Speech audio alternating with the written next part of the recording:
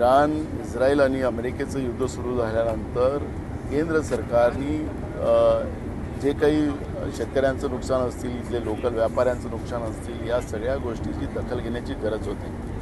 पण केंद्र सरकारने या सगळ्या गोष्टीवर लक्ष घालण्यापेक्षा आपल्याला लक्षात असेल की या ठिकाणी हजारो कंटेनर आता पडलेले आहेत. त्याच्यामध्ये भाजीपाला असेल, कांदे असतील, केळी असतील, तांदूळ असेल, सगळ्या गोष्टी इथं मोठ्या प्रमाणात आहे.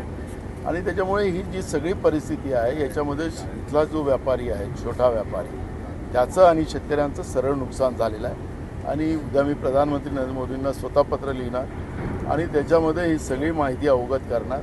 कारण की ही गोष्ट कुठलं राजकीय नाही, ही गोष्ट खऱ्या अर्थानं या देशाच्या अन्नदात्याची आहे. त्यांनी मोठ्या श्रमाने, मी स्वतः शेतकरी आहे आणि त्याच्यामुळे शेतकऱ्याला एक्सपोर्ट क्वालिटीचं धान्य पिकवण्यासाठी काय मेहनत करावं लागते त्याची जाणीव मला आहे. आणि मग हा सगळं मातीतच हे सगळ्या वस्तू चाललेल्या आहेत. त्यामुळे या सगळ्या गोष्टीची भरपाई राज्य सरकार आणि केंद्र सरकारने करावी, ही भूमिका आम्ही उद्या विधानसभेत मांडणार. Okay, thank you.